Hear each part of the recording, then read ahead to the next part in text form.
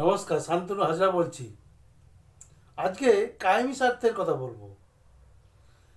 দেখুন, প্রতিবাদেরও একটা কায়েমি স্বার্থ থাকে।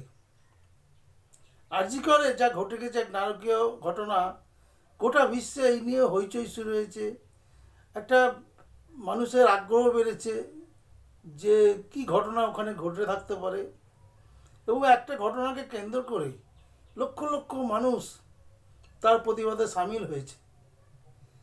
যারা এই এই জিনিসটা সংগঠিত করতে পেরেছে, কিছুদিন আগে বাংলাদেশে হয়ে গেল, সেটা অবশ্যই কোনো নারী ধর্ষণ থেকে নয়, সেটারও কেন্দ্রবিন্দু ছিল একজন নারী।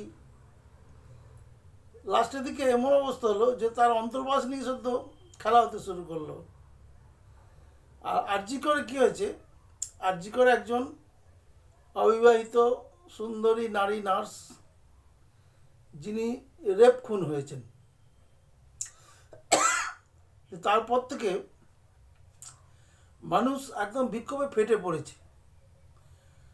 প্রথমে আরজি কর, তারপরে আরজি কর যে সীমানাচারী বিভিন্ন মেডিকেল কলেজ, গোটা কলকাতা শহর, গোটা পশ্চিমবঙ্গ, গোটা ভারতবর্ষে, গোটা বিশ্বে এই প্রতিবাদ আন্দোলনের ঢেউ ছড়িয়ে পড়েছে। কোনো পুলিশ মিলিটারি ক্ষমতা নেই এই প্রতিবাদ আন্দোলনকে দমন করার।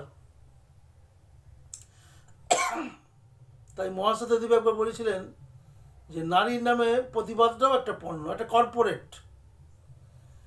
এখন আর কিছু উপায় নেই, এই আন্দোলন চলবে।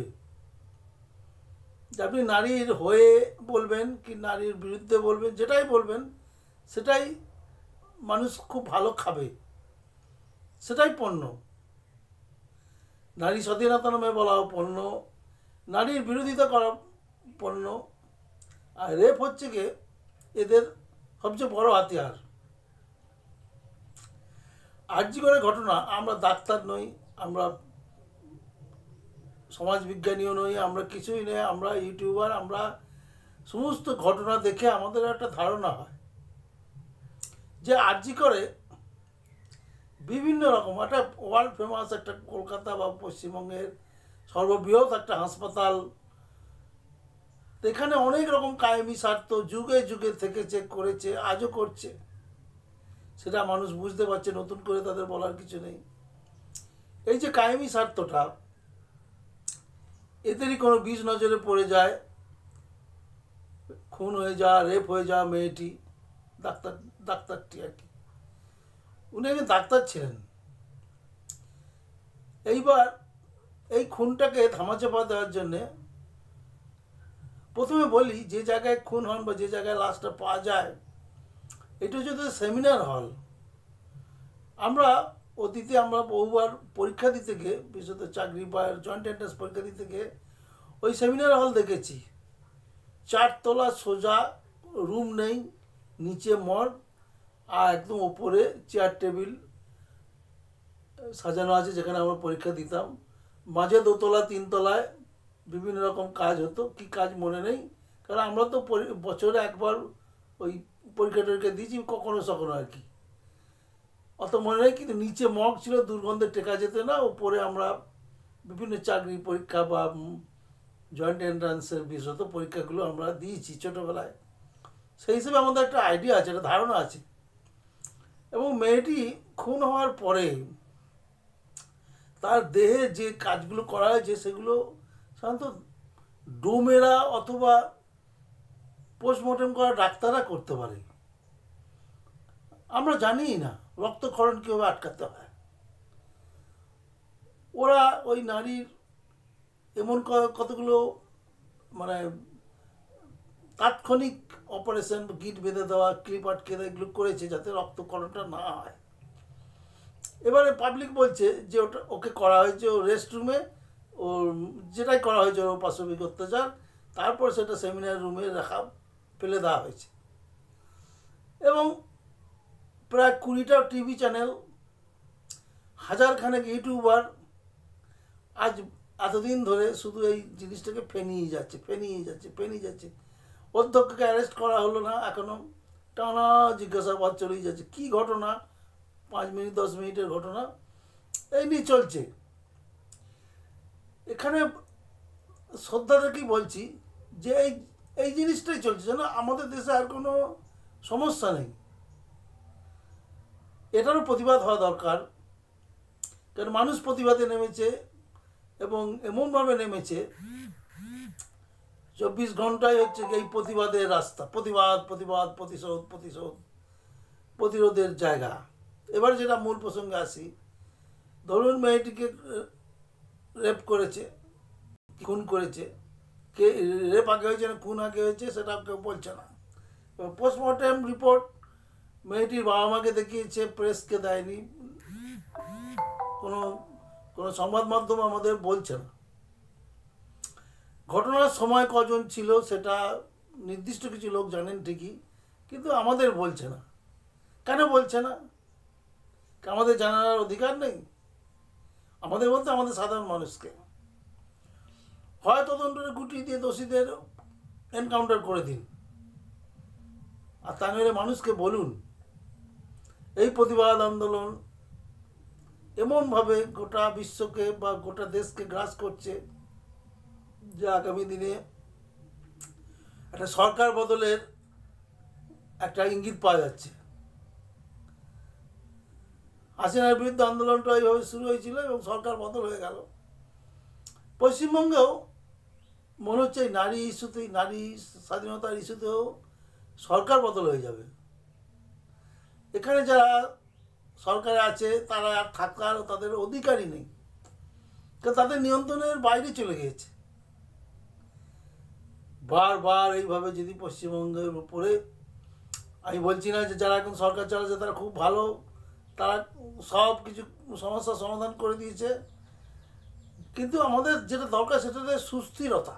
আজ কতদিন ধরে হসপিটালের আউটডোরগুলো বন্ধ আছে, ডাক্তারি পড়ুয়াদের মনে কত ভয় ভীতি জমে আছে যে আগামী দিনে বাবা মা এই পেশায় আসতে দেবে কিনা সন্দেহ। এবার ডাক্তারিতে চান্স পাওয়া নেই, কোটি কোটি টাকার খেলা হয়, কত ব্যাপম ব্যাপম কত কেলেঙ্কারি হয়েছে। এইভাবে এই ডাক্তারি পড়াটা যেন আমাদের দেশের একটা সমস্যায় দাঁড়িয়ে গেছে। এবং আজকে যে প্রতিবাদ, এই ডাক্তার নারীকে ধর্ষণ খুন, এই প্রতিবাদটা একটা পণ্যে দাঁড়িয়েছে। মানুষের আর কোনো কাজ নেই, সারাদিন এই প্রতিবাদ প্রতিবাদ, কত ছবি, কত গান, কত লেখা হলো। হোক, আমরাও চাই যে প্রতিবাদ হোক, কিন্তু পোস্টমর্টম রিপোর্টে কী লেখা আছে সেটা একটু জানানো হোক সাধারণ মানুষকে, কারণ সাধারণ মানুষ এই আন্দোলনটাকে রূপ দিয়েছে। যারা ডাক্তার নয়, যারা সাধারণ গরিব খেটে খাওয়া মানুষ, তারাও এই আন্দোলনে সামিল হয়েছে। লক্ষ লক্ষ মহিলা তারা রাতের বেলায় গোটা বিশ্বকে আলোকিত করেছে, যে বলেছে রাত দখল আমরা করবো, তা করেই দেখিয়েছে।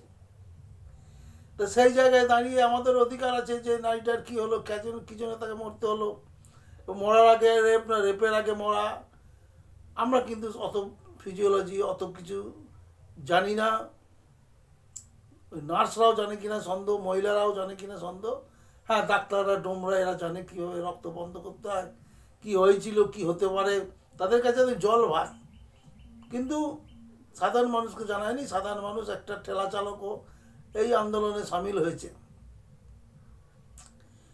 সেই জায়গায় দাঁড়িয়ে একদম পরিষ্কার বোঝা যাচ্ছে আমরা কী করি, আমরা রিকনস্ট্রাক্ট করি যে কী হতে পারে।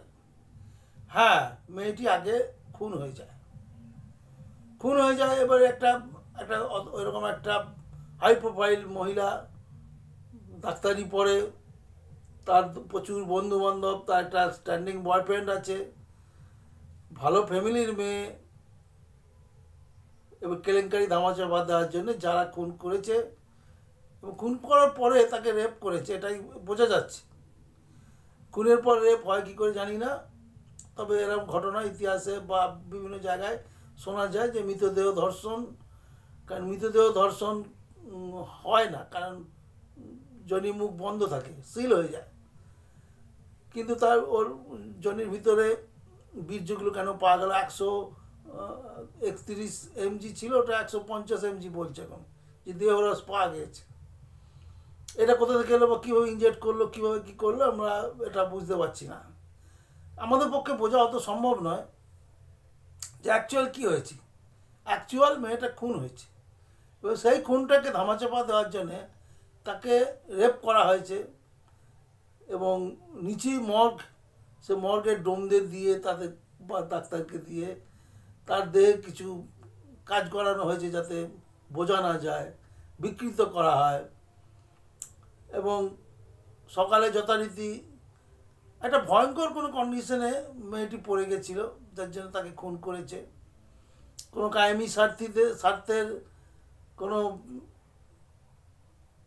এই হাসপাতালকে নিয়ে যারা কোটি কোটি টাকা কামায় সরকারকে ফাঁকিয়ে, তাদেরই কোনো ষড়যন্ত্রের শিকার মেয়েটা বোঝা যাচ্ছে। আমাদের মুখ্যমন্ত্রী, যিনি সর্বময়ী কর্তা, তিনি কোনো এ ব্যাপারে কোনো বন্ধু রাখেন বলে মনে হয় না। উনি একজন অবিবাহিত মহিলা। আমাদের বাড়ির ভিতরেই দেখবেন আমাদের মা মাসিরা অনেক কিছুই বোঝেন না। অনেক কিছু বোঝেন, আমি নারী জাতিকে অপমান করছি না, অনেক অনেক কিছুই দেখেছি যে তাদেরকে একটু বুঝিয়ে দিতে হয়। তা আমাদের মূল শাসক মমতা ব্যানার্জিও তাই, কতগুলো নাচ গান জানা মহিলাকে নিয়ে ঘুরে বেড়ায়। তো তারা কি জানে? তারা সারাদিনই লিপস্টিকে রং লাগাচ্ছে, আর তার হইলে চুলের ভাঁজ ঠিক করছে না রং দিচ্ছে, হ্যাঁ, এবং যখন ক্যামেরা পাচ্ছে ক্যামেরার দিকে এমন পচে তাকাচ্ছে যেন মেয়েটা খুন হয়েছে কোনো ব্যাপার নয়। তাদের এই লাল পাড়া চুল, হ্যাঁ, বেগুনি বেগুনি মুখ, এটাই যেন সেখানে একটা বিজ্ঞাপন করা হচ্ছে। মমতা ব্যানার্জি চেষ্টা আছে মানুষকে সুখ দেওয়ার, মানুষকে সুন্দর রাখার, দেশের প্রগতির জন্য, এ ব্যাপারে আমার কোনো সন্দেহ নেই।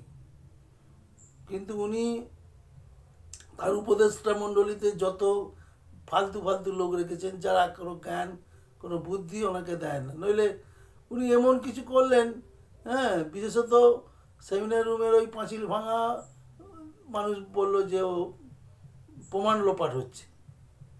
উনি ওই যে অধ্যক্ষ শ্রী ঘোষকে সাসপেন্ড করতে না করতেই আইআইটি মেডিকেল কলেজে অধ্যক্ষ করে পাঠিয়ে দিলেন।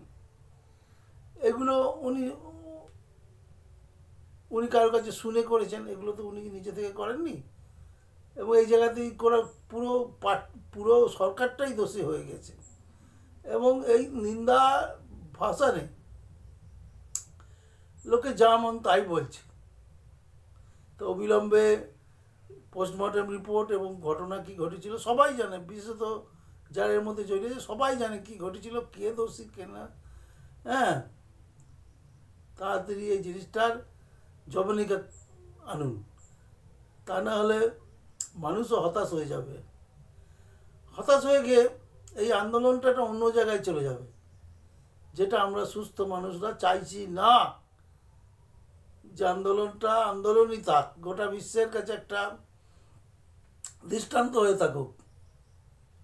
কিন্তু আমাদের গরিব দেশে বেশি দিন এই আন্দোলন স্থায়ী হয় না।